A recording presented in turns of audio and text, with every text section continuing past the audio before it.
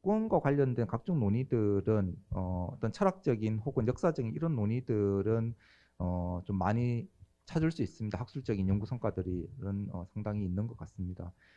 그런데 우리 헌법의 1조 1항에 1조 2항에 대한민국의 주권은 국민에게 있고 모든 권력은 국민으로부터 나온다. 이렇게 이제 규정되어 있음에도 불구하고 정작 이러한 조항들이 가지고 있는 헌법적 차원의 규범적 의미가 무엇인지에 관해서는 아직 뚜렷하게 해명이 잘 안 되고 있는 것 같습니다.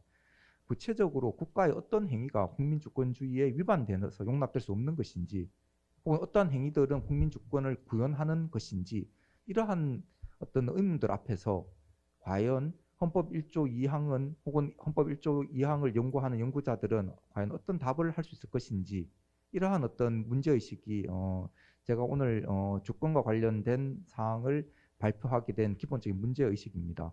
사실 우리나라는 1989년 이제 헌법재판소에서 그 국민 주권과 관련된 어떤 중요한 어떤 결정들을 하였습니다. 그래서 그 결정 내용을 제가 이제 제 발표문에 처음에 모두에 조금 담아왔습니다. 근데 1989년 우리 헌법재판소는 이렇게 이야기를 합니다. 그 당시 벌써 30년 전의 이야기죠. 그 당시 국민주권론과 국민대표제를 정치적 구호용으로만 인식하고 이용해서는 안 되는 시점 이렇게 이야기를 하면서 헌법의 올바른 해석과 헌법상의 국민주권이 실질적으로 행사될 수 있도록 하는 것이 중요하다고 이러한 것을 강조를 했습니다.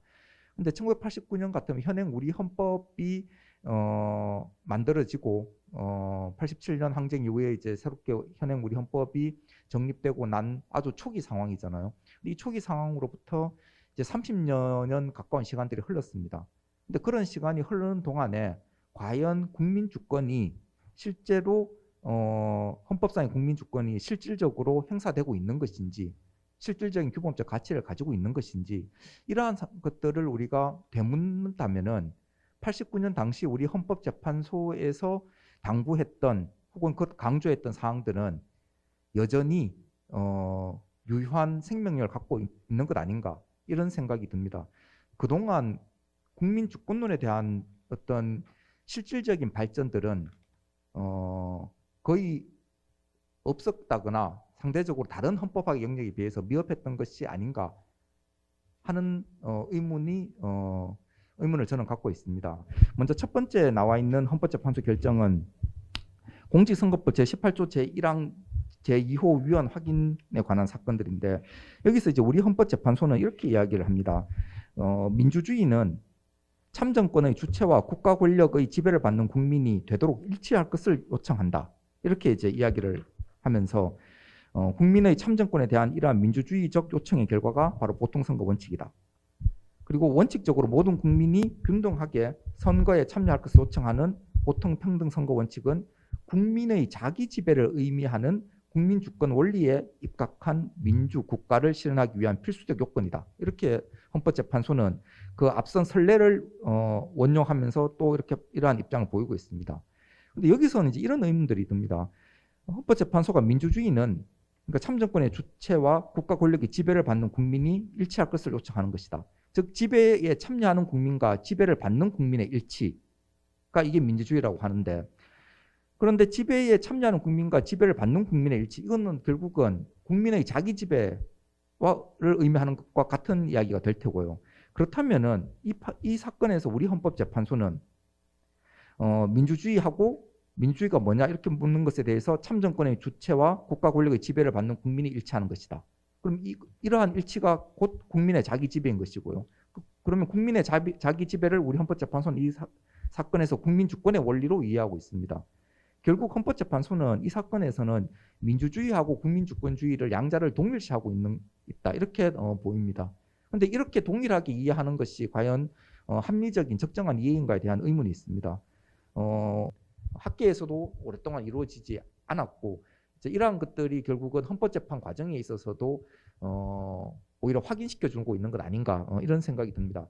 그 밖에 이제 그 국민주권을 관련된 국민주권주의의 개념 및 인적 개념들 간의 구별에 있어서 분별이 안 된다는 점 그리고 국민주권에 관한 논의들을 쟁점들을 회피하려고 했다는 것 이런 것을 덧붙여서 또 헌법재판소에서 보여준 어떤 사건들 중에는 헌법소원심판 사건에서 청구인이 국민주권을 침해했다 이렇게 주장한 사건에서 그러면은 근데 이 사건을 우리 헌법재판소는 저 본안으로 가져갔거든요. 그럼 본안으로 가져갔다 이 말은 그러면 그 전에 국민주권이란 것이 기본권인지 즉 권리인지 권한인지 이런 고민들도 좀 충분히 했었어야 되는 거 아닌가 생각이 듭니다. 국민주권이 국민의 기본권이 아니라면은 그것으로 인해서 제기된 헌법소원 심판은 접근요건 단계에서 각하하는 것이 마땅했을 것이고요. 그것이 아니고 본안으로 가게 된다면은 기본권 침해를 이야기를 해야 되는데 정작 그러한 것에 관한 성찰이 좀 부족한 것이고 그러면 이게 권리가 아니라 하나의 권한이라면은 그러면은 요즘은 많이 찾아보기 드물긴 합니다만은 과거에 국민의 지위를 이야기하면서 국민을 국가의 하나의 어떤 공무를 담당하는 기관으로서 볼 수 있다라든지 아니면은 선거권을 이야기할 때 선거권이 가지고 있는 공무적 성격을 강조한다든지 이렇게 할 때 그러면 국민도 경우에 따라서는 국가 기관으로서 역할을 할 수 있는 것이다. 그렇다면은 주권을 권한으로 봤을 때 권한쟁의 심판에 있어서도 국민도 권한쟁의의 국가기관 상호간의 권한의 존부나 아톰에 관해서 판단한 것이 권한쟁의 심판인데 이런 권한쟁의 심판과 관련해서도 이 주권 침해 이유로 다툴 수 있는 것인지 국민이 등등 이와 같은 의문들이 여전히 남아 있습니다. 그래서 이러한 의문들과 또 인접한 다른 의문들은 제 4장에서 제가 한번 모아봤습니다. 그래서 이러한 것들을 가지고 다른 토론하시는 선생님들의 어떤 토론들을 통해서 제가 가지고 있는 이러한 의문들이 조금 한편으로는 공유되고 또 한편으로는 제 나름대로 조금 더 해소될 수 있는 그런 어떤 계기가 될 수 있으면 될 수 있기를 이렇게 기대하면서 좀 부족한 발표를 마치도록 하겠습니다. 저는 발표문을 중심으로 말씀을 드리도록 하겠습니다. 지난 70여 년이 넘는 우리 헌정사는 한마디로 민주화의 역사였습니다. 그 성과가 지금의 87년 체제라 불리는 현행 제9차 개정 헌법이라고 할 수 있고요. 이러한 민주화의 놀라운 성과는 우리 스스로 큰 자부심을 가져도 좋을 것 같습니다. 하지만 이제 과거의 투쟁적 구호로서의 민주화를 넘어서 일상 속에서 실현되는 민주주의가 정착되어야 할 단계에 들어서고 있습니다. 지난 2016년 촛불 집회를 우리가 떠올려 볼 수 있는데 국민 참여의 큰 힘을 보여준 사건이 아닐까 싶습니다. 이제 우리 민주주의도 그를 통해서 한 단계 더 도약한 것으로 생각합니다.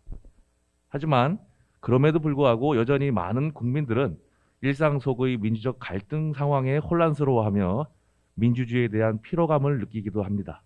또 민주주의에 대한 이해의 미숙함 속에서 국민의 정치적 기본권이 아직도 불필요하게 제한되기도 하며 사람들은 때로는 자신의 이익이나 주장을 관철하기 위해서 민주주의를 만능의 수단으로 오해하기도 합니다.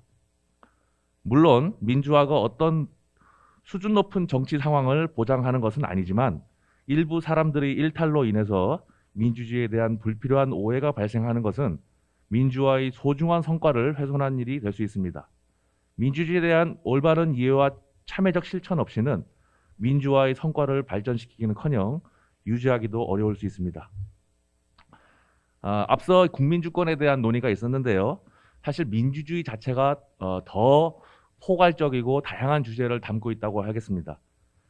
그래서 민주주의에 대한 어떤 논의를 한다는 것은 정말 이 시간으로 충분하게 다룰 수 없는 그런 주제이기 때문에 저는 오늘 민주주의의 기본적인 의미를 살펴보는 토대 속에서 특히 대의민주주의 바탕 위에 국민 참여가 가지는 헌법적인 의미와 한계를 논해보고자 합니다. 그리고 이를 토대로 우리 이제 앞으로 제10차 헌법 개정이 예정되고 있을 텐데요. 헌법 개정이 그런 국민 참여나 민주주의에 비추어 어떤 의미를 가지는지 그리고 국민 참여적 개헌이 되려면은 어떠한 방법이 바람직한지를 한번 이 자리를 통해서 얘기해 보도록 하겠습니다. 헌법은 민주주의를 근간으로 하여 국가 질서를 구성하고 운용해 나가고 있는 것입니다. 다만 헌법의 다수 규정에서 민주주의에 관한 근거 규정이 발견되고는 있지만 헌법의 민주주의가 도대체 어떤 의미인지는 분명하게 드러나 있지 않습니다. 헌법의 민주주의는 이러한 본질적 요소를 기본으로 하면서 더 나은 민주주의 실현에 기여할 수 있는 새로운 방법들을 더 추가하고 또 포괄해 나갈 수 있는 개방적 개념이라 할 수 있겠습니다. 그러나 우리 헌법 개정의 역사를 보면 이러한 헌법 개정의 의미에 부합하는 경우가 별로 없었습니다. 전체 9번 중에 6번의 경우가 이러한 헌법 개정의 의미에서 벗어나는 것이었다고 할 수 있겠습니다. 그 중에서 1960년대 4.19로 탄생한 이 3차 개헌과 4차 개헌 그리고 현행 제9차 헌법 개정을 제외하면 나머지 헌법 개정은 그런 의미에서 국민의 의사와도 맞지 않고 심지어 헌법을 파괴하는 그런 역사였다라고 볼 수 있겠습니다. 이러한 역사적 경험을 통해서 우리가 얻을 수 있는 교훈은 다음과 같습니다. 헌법 개정이 바로 민주헌법의 동일성을 유지하는 합헌적인 개헌이 되어야 한다는 것입니다. 그것은 형식적인 개헌 절차를 준수하는 것은 당연한 것이고 내용적으로도 민주헌법의 기본적 동일성을 유지하는 것이어야 하고 그리고 무엇보다 개헌의 주체인 국민의 요구와 공감 속에서 즉 국민 참여적 개헌이 이루어져야 한다는 것을 의미합니다. 그럼 어떠한 방안이 있겠느냐? 첫 번째, 헌법 개정안의 공고 전에 헌법 개정안의 형성 과정에서 최대한 국민 의견을 수렴하는 절차를 마련하는 것입니다. 예를 들어서 최근 2017년에 있었던 국회 헌법개정 특별위원회 자문위원회 활동 같은 경우가 대표적인데요. 다만 기간이 좀 이제 짧았다라는 문제가 있지만 국민 참여의 관점에서 본다면 상당히 의미 있는 성과였다고 보겠습니다. 두 번째로는 헌법 개정안에 대한 공고 효과를 좀 더 실질화하는 방법이 필요하다는 것이죠. 헌법 개정안이 공고된 이후에 최대 60일에 가깝게 국회 의결을 하도록 하고 그러한 국회의 본회의 상정과 의결의 일정을 헌법의 틀 안에서 국회법에 직접 명시함으로써 법제화하는 것이 필요하다라고 보았습니다. 세 번째로는 공고기간 중에 국민 참여를 보장하기 위하여 말하자면 사전 국민투표 운동을 보장할 필요가 있습니다. 네 번째로는 헌법 개정안의 발의가 절차에 따라서 철회되지 않은 한 발의된 헌법 개정안은 반드시 국회에서 일정에 따라 의결되어야 합니다. 헌법 개정안은 전체적으로 국민 참여를 통해 국민 의견이 수렴된 결실이며 따라서 국민적 요구에 따른 것이라 할 수 있으므로 국민의 헌법 개정 권력이 국회의 헌법 개정안 심의 의결권보다 우월하다라는 헌법 원리, 또 우리 헌법 규정에서 의결하여야 한다라고 규정하고 있는 헌법 규정의 문헌 이런 것에 비추어서 발의된 헌법 개정안을 국회가 임의로 의사 일정에 상정도 하지 않은 채 의결조차 하지 않는 의결 부작위는 헌법에 위반되는 것으로 봐야 합니다.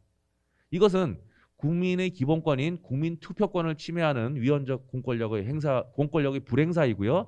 이것은 헌법재판소에 헌법소원 심판을 청구할 수 있는 대상이 될 수 있다고 생각합니다. 마지막으로 헌법 개정을 통해 가능한 사항 한 가지를 말씀드리자면 바로 국민 발안권의 인정입니다. 이미 지난 2차 개정 헌법과 5차 개정 헌법에서 유권자 50만 명을 요건으로 한 헌법 개정안의 국민 발의 절차를 규정한 바 있습니다. 헌법의 주인이자 헌법 개정권자가 국민이라는 점에서 볼 때 적어도 헌법 개정안에 대한 국민 발안의 명분과 필요성은 인정된다고 봅니다. 더구나 국회나 대통령이 아무런 발의도 시도도 하지 않는 경우에 보충적으로라도 국민의 헌법 개정안 발의가 인정된다면 강력한 정치적 파급효를 가질 수 있다라고 봅니다.